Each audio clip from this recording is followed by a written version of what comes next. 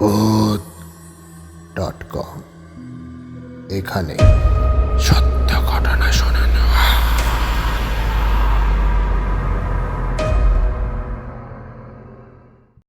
Welcome back to ভূত.com। ভূত.com-এর 15 নম্বর এপিসোডে আপনাদের সকলকে স্বাগত। আগের ভিডিওগুলোতে এত ভালোবাসা দেওয়ার জন্য আপনাদেরকে অসংখ্য ধন্যবাদ।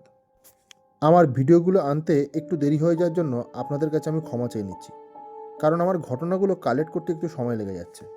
আজকেও একটা খুব সুন্দর ঘটনা আপনাদেরকে শোনাবো। ঘটনাটা পাঠিয়েছে বাটা সন্তোষপুর থেকে নাজিয়া শেখ। সন্তোষপুরে আমার এক বন্ধুর বাড়ি আছে। নাজিয়ার বাড়ি আমার ওই বন্ধুর বাড়ির পাশেই, এবং নাজিয়া আমার ওই বন্ধুরও খুব ভালো বান্ধবী। আমার ওই বন্ধুর সূত্র ধরেই আমি ওকে চিনি, এবং ওরই কাছ থেকে আমি এই ঘটনাটা শুনেছি।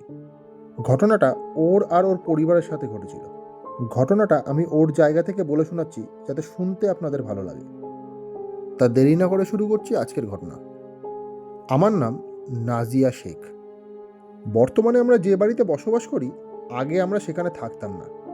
এখানে এসেছি বছর 4 আগে। আগে সন্তোষপুরের যে জায়গায় আমরা থাকতাম, ঘটনাটা সেখানকার। বর্তমানে সেখানে অন্যরা থাকে, তাই আমি সেই জায়গার নাম উল্লেখ করছি না। আমার বাবা অনেক শখ করে ওই আগের জায়গায় একটা সুন্দর বাড়ি করেছিল। মেন রাস্তার সামনেই আমাদের বাড়ি ছিল। আমাদের বাড়িটা রাস্তার যে সাইডে ছিল, তার আশেপাশে কোনো বাড়িঘর ছিল না। যত বাড়িঘর ছিল সব আমাদের বাড়ির ঠিক উল্টো দিকে, মানে রাস্তার আরেক ধারে। আমাদের বাড়ির গেট থেকে বেরিয়ে ডান দিকে কিছুটা গেলে ছিল একটা কবরস্থান, আর আমাদের বাড়ির গেট থেকে বেরিয়ে বাঁ দিকে কিছুটা গেলে একটা জঙ্গল পড়তো, আর জঙ্গলটা পেরোলেই ছিল এক বিশাল ঝিল। আমাদের বাড়িটা দোতলা ছিল। ছাদে উঠলে ঝিলটা না দেখা গেলেও কবরস্থানটা স্পষ্ট দেখা যেত। এবার আসল ঘটনায় আসি। বাড়িতে ঢোকার প্রথম 3 মাস কিছুই হয়নি। সমস্যা শুরু হয় 3 মাস পর থেকে। আমাদের বাড়ির সামনে একটা ছোট্ট জায়গা ছিল। সেখানে আমার মা একটা ছোট্ট বাগানের মতন বানিয়েছিল। মা আর আমার বরাবরই বাগানের খুব শখ ছিল। একদিন সকালে বাগানের গাছগুলো পরিচর্যা করছিলাম। সেই সময় মা বাজারে যাচ্ছি বলে বেরিয়ে যায় এবং আমাকে ঘরটা খেয়াল রাখতে বলে। মিনিট 20 পর আমি বাগানের কাজ সেরে ঘরে ঢুকে বাথরুমে যাওয়ার জন্য একটু এগোতে যাব, এমন সময় আমি দেখি মা রান্নাঘরে দাঁড়িয়ে কি যেন করছে। মাকে দেখে প্রথমে আমি একটু অবাকই হয়েছিলাম। এত তাড়াতাড়ি মা বাজার থেকে আসলো কখন? আর আমি তো বাগানেই ছিলাম, মাকে তো ঘরে ঢুকতে দেখলাম না। হয়তো আমি খেয়াল করিনি। এই ভেবে আমি বাথরুমে ঢুকে যাই। কিছুক্ষণ পর বাথরুম থেকে বেরিয়ে দেখি মা রান্নাঘরে ওই একই জায়গায় দাঁড়িয়ে কি যেন করছে। কি করছে দেখার জন্য মায়ের দিকে কিছুটা এগোতে বুঝতে পারলাম মা রান্নাঘরে দাঁড়িয়ে কিছু একটা খাচ্ছে, কারণ খাওয়ার শব্দ আমার কানে আসছিল। মাকে আমি পিছন থেকে ডাক দিই, মা, তুমি বাজার থেকে কখন আসলে, আর রান্নাঘরে কি খাচ্ছ? কথাটা বলতেই মা খাওয়া থামিয়ে আমার দিকে তাকায়। আমার দিকে তাকাতেই ভয়ে আমার সারা শরীর কাঁপতে শুরু করে। দেখি মা একটা বিড়ালকে মেরে বিড়ালটার গা থেকে মাংস ছিঁড়ে ছিঁড়ে খাচ্ছে। আমি ভয়ে ভয়ে গলায় মাকে বলে উঠলাম, মা, মা, তুমি এটা কি খাচ্ছ মা? মা আমার উদ্দেশ্যে বলে উঠল, খুব খিদে পেয়েছিল, তাই তুই খাবি, এনে এনে খা। এই ভয়াবহ দৃশ্য দেখে আমি চিৎকার করতে করতে বাইরের দিকে দৌড় লাগাই। বাইরে বেরোতে চেঁচামেচির আওয়াজ শুনে আমার বাড়ির আশেপাশের লোকজন বেরিয়ে আসে। আমাকে এসে এক জায়গায় বসিয়ে কি হয়েছে জিজ্ঞেস করতে আমি তাদেরকে সব খুলে বলি। এমন সময় দেখি মা বাজার করে ফিরছে। মাকে দেখে আমি হতবাক হয়ে গিয়েছিলাম। মাকে প্রথমে দেখে আমি মায়ের কাছে যেতেই ভয় পাচ্ছিলাম। পরে আমার মা আমার কাছে এসে কি হয়েছে জিজ্ঞেস করতে আমি মাকে সমস্তটা খুলে বলি। মা প্রথমে ভেবেছিল আমি হয়তো স্বপ্ন দেখেছি, তাই আমাকে ভুল প্রমাণ করার জন্য মা আমার হাত ধরে ঘরের ভিতরে নিয়ে যায়। ঘরের ভিতরে ঢুকতে দেখি সত্যি কোথাও কেউ নেই, কিন্তু আমি এতটাই ভয় পেয়েছিলাম যে দুপুরে আমার জ্বর চলে আসে। 3-4 দিন পর আমি পুরো সুস্থ হয়ে উঠি। এই কদিনে আর কিছু না হওয়ায় আমি মনে করেছিলাম ওটা আমার মনের ভুল। এর প্রায় সপ্তাহখানিক পর আমি একদিন সন্ধ্যাবেলা ছাদে বসে একটু মোবাইল ঘাঁটছিলাম। মোবাইল ঘাঁটতে ঘাঁটতে এদিক ওদিক তাকাতে দেখি একটি লোক আমাদের বাড়ির যে সাইডে জঙ্গল আছে সেই দিক থেকে হেঁটে আমাদের বাড়ির দিকেই আসছে। লোকটার দিকে আমার নজর যাওয়ার কারণ হলো, লোকটা অনেকটা দূরে থাকলেও লোকটাকে দূর থেকেও বেশ লম্বা মনে হচ্ছিল। আমি কেন জানি না লোকটার দিকেই এক দৃষ্টিতে তাকিয়েছিলাম। এবার দেখলাম লোকটা যত কাছে আসছে লোকটার উচ্চতা তত বেড়ে চলেছে। আমাদের বাড়ির কাছাকাছি আসতেই লোকটার উচ্চতা প্রায় আমাদের ছাদের কাছাকাছি চলে এসেছিল। এই দৃশ্য দেখে আমি দৌড়ে নিচে চলে যাই। মা ও বাবাকে সব বললে তারা আমার কথায় তখন বিশ্বাস করেনি। একদিন রাতে মা, আমি আর বাবা টিভি দেখছিলাম। এমন সময় রান্নাঘরের বাসন পড়ার শব্দে আমাদের মনটা রান্নাঘরের দিকে যায়, কারণ আওয়াজটা একটা বাসন পড়ার ছিল না, যেন মনে হয়েছিল অনেকগুলো বাসন একসাথে পড়েছে।